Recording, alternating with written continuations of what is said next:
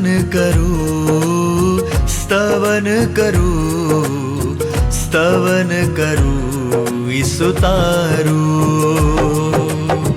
वचन सुनीने ग्रहण करूं सहु, तेने पंथे चालू। स्तवन करूं, स्तवन करूं, स्तवन करूं ईसु तारूं। પ્રિય મિત્રો, આજના સ્તવન કાર્યક્રમમાં આપનું સ્વાગત કરું છું.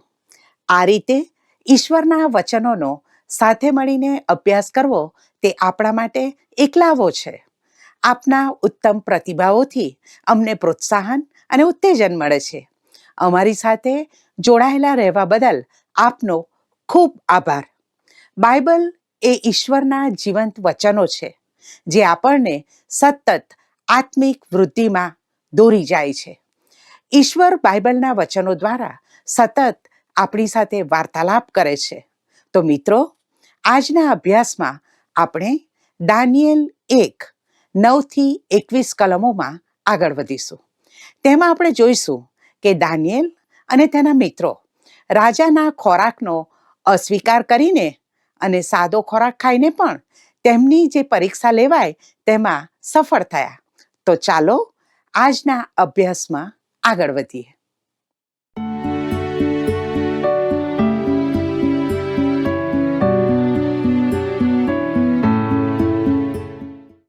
કેમ છો દર્શક મિત્રો? સ્તવન કાર્યક્રમના માધ્યમથી આપને નિયમિત મળતા મને ખૂબ આનંદ થાય છે. આપ સર્વ અમારા આ પ્રસારણને દરરોજ નિહાળો છો તે બદલ આપ સર્વનો આભાર. મારા પ્રિય દર્શક મિત્રો, ચાલો આજના અભ્યાસની શરૂઆત કરીએ. દાનિયેલ 1:9 કલમ વાંચીએ. ત્યાં આ પ્રમાણે લખ્યું છે: હવે ઈશ્વરની કૃપાથી દાનિયેલ ઉપર મુખ્ય ખોજાની કૃપા દ્રષ્ટિ થઈ ને તેણે તેના પર કરુણા કરી. હવે તમે જુઓ મિત્રો કે દાનિયેલ મુખ્ય ખોજા માટે પ્રિય થઈ ચૂક્યો છે અને તે કોઈ અકસ્માત નથી. મિત્રો, અહીં ઈશ્વર દાનિયેલ દ્વારા કાર્યો કરી રહ્યા હતા, જેમ તેમણે ઇજિપ્ત દેશમાં યુસુફના જીવનમાં કર્યું હતું તેમ.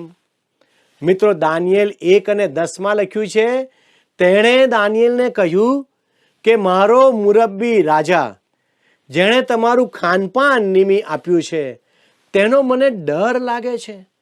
રખેને તે તમારા ચહેરા તમારી ઉંમરના બીજા છોકરાઓના કરતા કદરૂપા દેખે. પણ એવું શા માટે થવું જોઈએ? એથી તો તમે રાજાની આગળ મારું શિર જોખમમાં નાખો. વાલા મિત્રો, અહીં ખોજાઓનો સરદાર તેઓના ઉપર ઠરાવેલા ખોરાક માટે તેઓને દબાણ કરવા ચાહતો ન હતો, પણ તે તો જાણે ભારેલા અગ્નિ પર બેઠો હતો. તે તો બે ખડકો વચ્ચે ભીસાયો હોય તેવું લાગતું હતું. તે દાનિયેલને ચાહતો હતો, પણ તે શું કરવાનો હતો તે મુખ્ય ખોજો જાણતો હતો.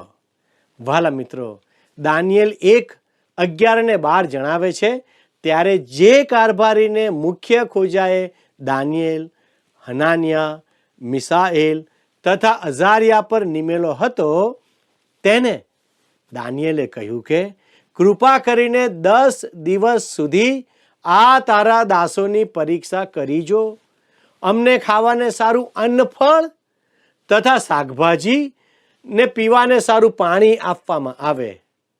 વાલા મિત્રો, અંગ્રેજીમાં પલ્સ શબ્દ છે. કેટલાક ભાષાંતરકારોને લાગ્યું હતું કે તેનો અર્થ શાકભાજી થાય, પણ ખરેખર તો તે એક જાતનું અનાજ હતું જે તેઓ ખાતા હતા. મિત્રો, સાચું કહીએ તો દાનિયેલ જે કહેતો હતો તે એ હતું કે અમને અમારું એ ભોજન કરવા દો અને થોડા દિવસો પછી અમે તમને બતાવીશું કે અમે તંદુરસ્ત છીએ. એટલે કે અમે બીજાઓના જેવા જ સારી શારીરિક સ્થિતિમાં છીએ. વાલા મિત્રો, દાનિયેલ 1:13 જણાવે છે, ત્યાર પછી અમારા ચહેરા તથા જે છોકરા રાજાનું ખાણું ખાય છે તેઓના ચહેરા તારી રૂબરૂ નિરખવામાં આવે. પછી જે પ્રમાણે તું દેખે તે પ્રમાણે તારા દાસોને માટે વ્યવસ્થા કરજે. વાલા મિત્રો, બીજા શબ્દોમાં કહીએ તો અમારી પરીક્ષા કરો અને અમને આ ભોજન વ્યવસ્થામાં મૂકો. થોડા દિવસ જુઓ કે અમે અન્ય છોકરાઓની માફક સારી સ્થિતિમાં છીએ કે કેમ. હવે ઈશ્વરે દાનિયેલને માટે કારભારી દ્વારા કૃપા પમાડી અને કારભારીએ તેમની પરીક્ષા કરી જોઈ. મિત્રો, પવિત્ર ગ્રંથ બાઇબલ જણાવે છે કે બાબિલનો ખોરાક નહીં ખાવાના નિર્ણય સંબંધી દાનિયેલે તેના હૃદયથી નિર્ણય કર્યો હતો. આ બાબત સંબંધી એટલે વિશ્વાસી જીવન અને જગત સાથેની અલગતા એ કેટલાક ગૌણ નિર્ણયોની બાબત છે જેનો સંબંધ ખોરાક ખાવા વિશે અને ચારિત્ર સાથે છે. આ બાબતમાં કેટલીક વાર હઠાગ્રહી વલણ જોવા મળે છે, જેમાં કેટલીક શંકાસ્પદ બાબતોનો પણ સમાવેશ થાય છે. વાલા મિત્રો, કેટલીક વાર નવા વિશ્વાસીઓના કેટલાક જૂથમાં જોડાય છે. ત્યાં પણ કેટલીક નિષેધાત્મક બાબતો અને નિયમો પાળવા આગ્રહ રાખવામાં આવે છે. મારા પ્રિય દર્શક મિત્રો, મંડળીના ઇતિહાસમાં આપણે જોઈએ છીએ કે જ્યારે લોકોએ કાર્ય કરવાની વિવિધ પદ્ધતિઓ અપનાવી, જે પદ્ધતિઓ શરૂઆતમાં તો સારી હતી પણ પાછળથી તેમાં દુર્મતો વધવા લાગ્યા. મિત્રો, ઈસુ ખ્રિસ્તે ફરોશીઓને જે કહ્યું હતું તે યાદ કરો, જે લુકની લખેલી સુવાર્તા 11મો અધ્યાય 39માં છે. તમે ફરોશીઓ તો થાળી વાટકો બહારથી શુદ્ધ કરો છો, પણ તમારું અંતઃકરણ જુલ્મે તથા ભૂંડાઈએ ભરેલું છે. મિત્રો, બીજા શબ્દોમાં, તમે પ્યાલો બહારથી શુદ્ધ કરો છો પણ અંદરથી તો તે ગંદો છે. તે તો કબરને બહારથી ધોળવા જેવું છે. તીતસનો પત્ર 3જો અધ્યાય તેની 5મી કલમ પ્રમાણે, ત્યારે આપણા પોતાના કરેલા ન્યાયપણામાંના કૃત્યોથી નહીં પણ તેની દયાથી, પુનર્જન્મના સ્નાનથી તથા પવિત્ર આત્માથી થયેલા નવીનીકરણથી તેણે આપણને તાર્યા. પ્રિય મિત્રો, પવિત્ર જીવન જીવવા માટે આપણે પ્રથમ ઈશ્વર તરફથી નવું જીવન પ્રાપ્ત કરવાનું છે. આપણે નવો જન્મ અથવા ઉદ્ધાર પામવો જરૂરી છે. મિત્રો, કલમ 8 જણાવે છે, દાનિયેલે તેના હૃદયથી નક્કી કર્યું. તે બધું દાનિયેલના હૃદયમાંથી ઉદ્ભવ્યું. તેની પ્રતીતિ તેના હૃદયમાંથી આવી હતી. આપણો પણ તે જ અનુભવ હોવાની અગત્ય છે. જે દુનિયામાં આપણે જીવીએ છીએ તેના આપણે ગુલામો છીએ. ગુરુત્વાકર્ષણ આપણ બધાને આપણી સીટ પર જકડી રાખે છે અને આપણે આ પૃથ્વી પર કૂદી પડતા નથી. પ્રભુ ઈસુ કહે છે કે આપણે આ જગતમાં છીએ પણ આ જગતના નથી. માથીની લખેલી સુવાર્તા તેનો 6ઠ્ઠો અધ્યાય અને 24મી કલમમાં પ્રભુ ઈસુ ખ્રિસ્ત કહે છે, કોઈથી 2 ધણીની ચાકરી કરાય નહીં, કેમ કે તે એક પર દ્વેષ કરશે ને બીજા પર પ્રીતિ કરશે, અથવા તે એકના પક્ષનો થશે ને બીજાનો તિરસ્કાર કરશે. દેવની તથા દ્રવ્યની સેવા તમારાથી કરાય નહીં. મારા વાલા દર્શક મિત્રો, ઢગલાબંધ નિયમોના પાલનથી આપણે પ્રભુની સેવા કરી શકતા નથી.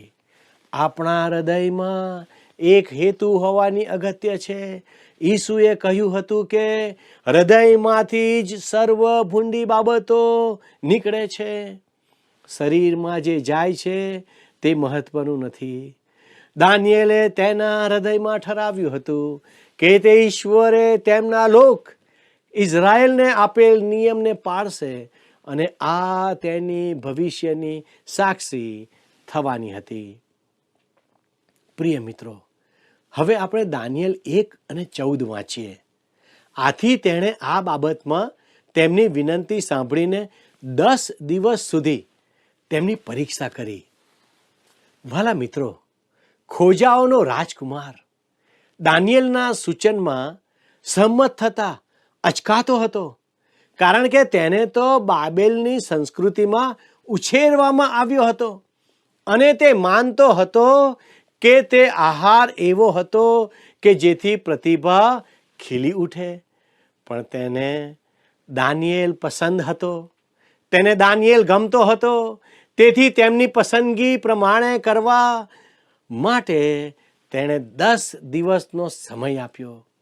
મિત્રો, હવે આગળ આપણે જોઈશું કે દાનિયેલ અને તેના 3 મિત્રોના વિકાસથી નબુખાદનેસ્સાર રાજા પણ આનંદ પામ્યો. આવો આપણે દાનિયેલ 1 અને 15 વાંચીએ. 10 દિવસને અંતે જે છોકરાઓ રાજાનું ખાણું ખાતા હતા તે સર્વના કરતા તેમના ચહેરા વધારે ખૂબસૂરત દેખાયા ને તેઓ શરીરે વધારે પુષ્ટ માલુમ પડ્યા.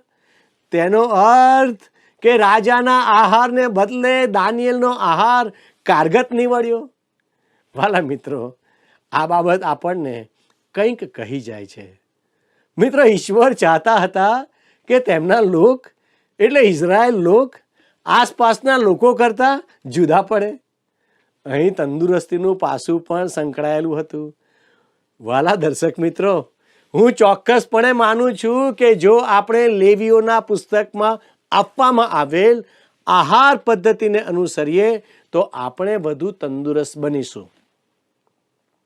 ઇઝરાયલને ઈશ્વર તરફથી અપાયેલ આહાર પ્લાન આરોગ્યને માટે અર્થપૂર્ણ હતો.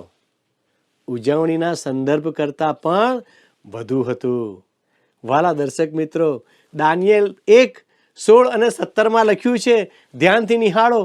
તેથી કારભારીએ તેમનો ખોરાક તથા તેમને પીવાનો દ્રાક્ષારસ બંધ કરીને તેમને અન્નફળ તથા શાકભાજી આપી. હવે આ 4 છોકરાઓને તો પરમેશ્વરે સર્વ વિદ્યામાં તથા જ્ઞાનમાં કૌશલ્ય અને ચાતુર્ય આપ્યા. વળી દાનિયેલ સર્વ સંદર્શનો તથા સ્વપ્નોનો મર્મ સમજતો હતો. વાલા દર્શક મિત્રો, જેમ ઈશ્વરે સુલેમાનને આશીર્વાદ આપ્યો હતો તેમજ ઈશ્વરે આ હિબ્રુ સંતાનો જેઓ પરદેશી બંદીવાસમાં હતા તેઓને જ્ઞાન આપ્યું. દાનિયેલ તો ભવિષ્યમાં 2 મહાન વૈશ્વિક સામ્રાજ્યનો વડાપ્રધાન બનનાર હતો. દાનિયેલને સર્વ દર્શનો અને સ્વપ્નોની સમજ હતી. દાનિયેલ હજી પણ સંદર્શનોના સમયમાં હતો. એ સમય જ્યારે ઈશ્વર સ્વપ્નો અને સંદર્શનોનો ઉપયોગ કરતા હતા. વાલા દર્શક મિત્રો, હવે આજે ઈશ્વર તેમના વચન દ્વારા એટલે કે પવિત્ર ગ્રંથ બાઇબલ દ્વારા આપણી સાથે વાત કરે છે. પણ તમારે પ્રભુના વચનોનો અભ્યાસ કરવો પડશે. ઈશ્વર તેમના લેખિત વચનો દ્વારા આજે વાત કરે છે. હવે ઈશ્વર દાનિયેલની સાથે સાંભળી શકાય તેવી રીતે વાત કરે છે, કારણ કે તે હાલ બાઇબલના પુસ્તકોમાંના એકનું લેખન કરી રહ્યો છે. ટીકાકારો ભલે ગમે તે કહે, પણ દાનિયેલે તે લખ્યું તે તો 300 કે 400 વર્ષ પછી લખ્યું એમ નથી.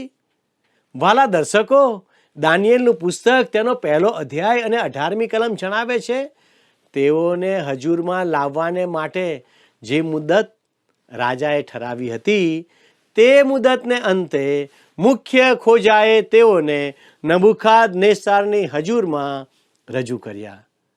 રાજા નબુખાદનેસ્સાર આ જુવાનોને જે તાલીમ આપવામાં આવી હતી તે યોગ્ય છે કે નહીં તે તપાસવા ચાહતો હતો.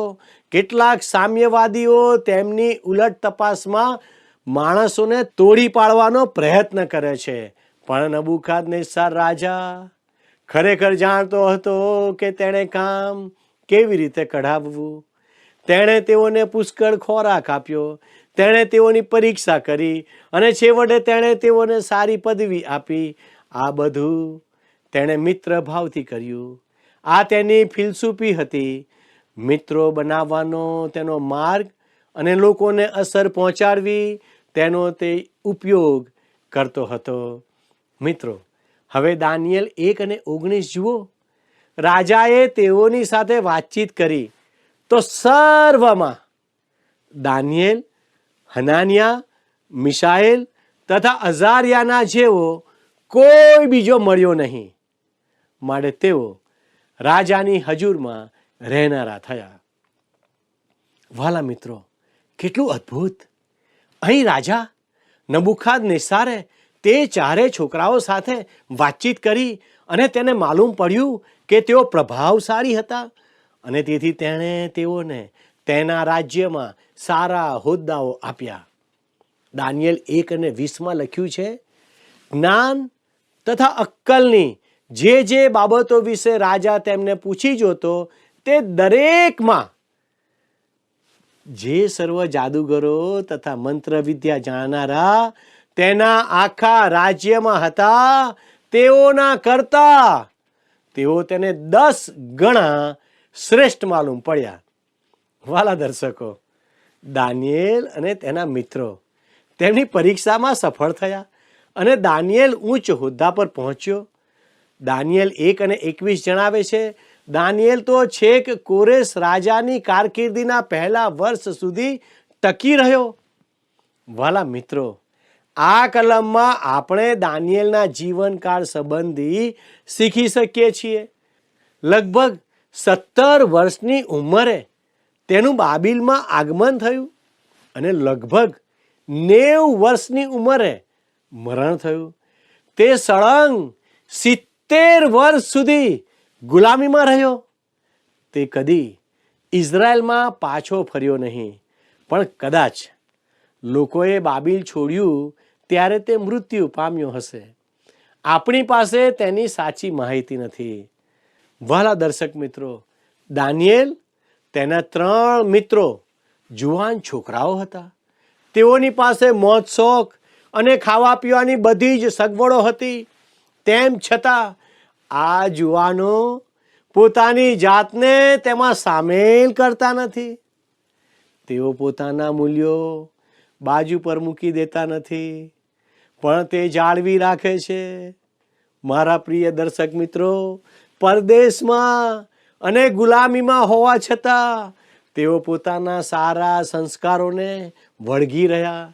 તેને લીધે ઈશ્વર પણ તેઓને માન આપે છે, તેઓને સંભાળે છે અને રાજાની નજરમાં યોગ્ય સાબિત કરે છે.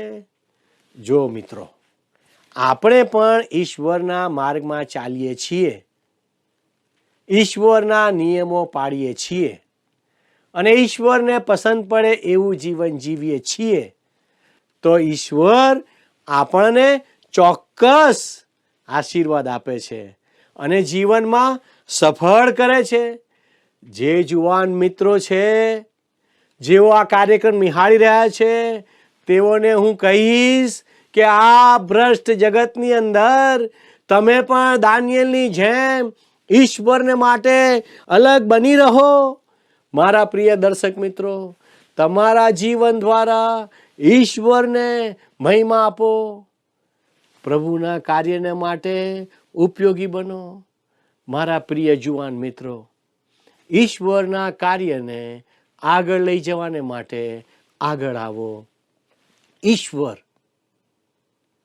મને ને તમને આશીષિત કરે છે જ્યારે તમે અને હું ઈશ્વરના પવિત્ર વચન બાઇબલને આપણા જીવનમાં અમલમાં મૂકીએ છીએ, આપણે એની પાછળ ચાલીએ છીએ, ત્યારે ઈશ્વર આપણને સહાય કરે છે, ઈશ્વર આપણને મદદ કરે છે અને ઈશ્વર આપણા ભવિષ્યને આશીર્વાદ આપે છે. મારા પ્રિય દર્શક મિત્રો, આવો કાર્યક્રમને અંતે પ્રાર્થના કરીએ. વહાલા પ્રભુજી, અમે તમારો ખૂબ આભાર માનીએ છીએ, કારણ કે દાનિયેલના જીવન મારફતે તમે મારી સાથે વાત કરી, તમે મારા દર્શક મિત્રો સાથે વાત કરી. અને દેવ, આજે અમે અમારા જુવાન દીકરાઓ અને દીકરીઓને માટે પ્રાર્થના કરીએ છીએ. પ્રભુ, તમે દાનિયેલને જે રીતે સંભાળ્યો અને તમે જે રીતે તમારી આધીનતામાં રાખ્યો, એવી રીતે તમે અમારા જુવાન દીકરાઓ અને દીકરીઓને તમે રાખો. પવિત્ર દેવ, અમારા જુવાન બાળકોને તમે સ્પર્શ કરો, એમની સર્વ જરૂરિયાતોને તમે પૂરી પાડો, એમના ભવિષ્યને તમે આશીર્વાદિત કરો, એમના અભ્યાસમાં તમે મદદ કરો, એમના કામકાજમાં મદદ કરો, એમના નોકરી ધંધામાં તમે મદદ કરો. પ્રભુ, અમે જુવાન દીકરા દીકરીઓને તમારા હાથોમાં લાવીએ છીએ અને તેઓને માટે સર્વ સારા આશીર્વાદોની ઘોષણા કરીએ છીએ. પવિત્ર પ્રભુ, આજનો આશીર્વાદ તમે એમને આપો. અમારી આ પ્રાર્થના ઈસુના નામમાં માગીએ છીએ. આમેન. પ્રિય દર્શક મિત્રો, જો આજનું પ્રસારણ આપને ગમ્યું છે, જો આજે ઈશ્વરે તમારી સાથે વાર્તાલાપ કર્યો છે, જો આજે તમે જીવનમાં કોઈ ચોક્કસ નિર્ણય કર્યો છે, તો મારી આપને નમ્ર વિનંતી છે, આપ અમારા પ્રતિનિધિ સાથે ફોન દ્વારા વાર્તાલાપ કરી શકો છો અને અમે તમારા માટે પ્રાર્થના કરીશું. અને હા, યાદ રાખો, હું તમારા ફોનની રાહ જોઈ રહ્યો છું. ઈશ્વર આજનો આશીર્વાદ આપ સર્વને આપે, એ જ પ્રાર્થના સાથે હું આપની વિદાય લઉં છું. આમેન.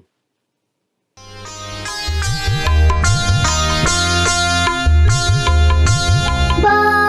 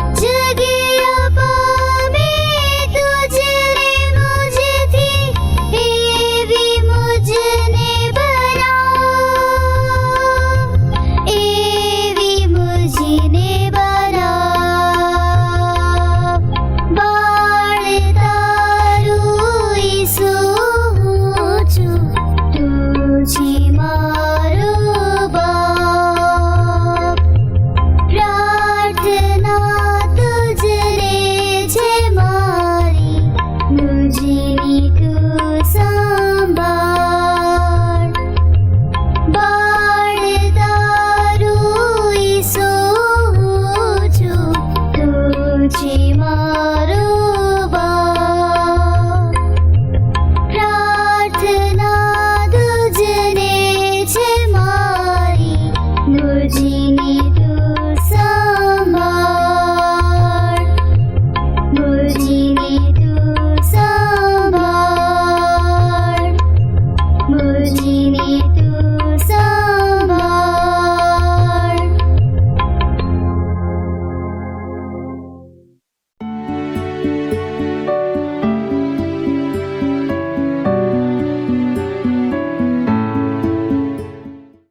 પ્રિય મિત્રો, આપણે જોયું કે દાનિયેલે કેવી રીતે બાબિલના રાજ દરબારમાં ઉચ્ચ પદવી પ્રાપ્ત કરી. તેણે રાજાના ખોરાકનો ત્યાગ કર્યો ત્યારે મુખ્ય ખોજા મારફતે 10 દિવસ સુધી તેની પરીક્ષા થઈ. 10 દિવસ પછી મુખ્ય ખોજાએ જોયું તો દાનિયેલ અને તેના મિત્રો તો શરીરે વધારે સ્વસ્થ અને તંદુરસ્ત જોવા મળ્યા. તેઓ સર્વ વિદ્યામાં તથા જ્ઞાનમાં કૌશલ્ય અને ચતુરાઈ ધરાવનારા હતા, કારણ કે ઈશ્વરે તેમને પસંદ કર્યા હતા. મિત્રો, રાજાના દરબારમાં જે પણ પ્રશ્નો પૂછવામાં આવ્યા તેમાં તેના જવાબો બીજાના કરતા શ્રેષ્ઠ માલુમ પડ્યા. આમ રાજાએ આ ચારેય મિત્રોને તેમના દરબારમાં ઉચ્ચ પદવી પર નિમ્યા. વાલા મિત્રો, દાનિયેલ અને તેના મિત્રો તો ગુલામ હતા, પણ તેમણે ઈશ્વરને ક્યારેય ફરિયાદ કરી નહીં કે ઈશ્વર શા માટે તમે અમને અહીં લાવ્યા. પણ દરેક સમયે તેઓએ ઈશ્વરને માન અને મહિમા આપ્યો, મુશ્કેલ દિવસોમાં અને ગુલામીમાં પણ. શું આપણે દરેક સંજોગોમાં ઈશ્વરને મહિમા આપીએ છીએ? શું આપણે ઈશ્વરના નિયમો પ્રમાણે જીવન જીવીએ છીએ? આજે આપણે પોતાની જાત તપાસ કરીએ.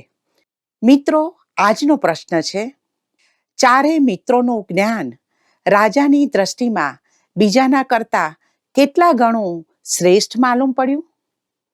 A 3, B 5, C 10, D 7.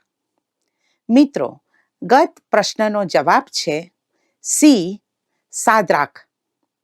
મિત્રો, આજના પ્રસારણ સંબંધી આપના પ્રતિભાવો અમને જણાવશો તો અમને આનંદ થશે. તે સાથે આજના પ્રશ્નનો જવાબ પણ જરૂરથી મોકલી આપશો. અમારો સંપર્ક નંબર છે 94 29 37 56 10. ધન્યવાદ. શું તમને આ કાર્યક્રમ ગમ્યો? અત્યારે જ અમને મિસ કોલ કરો.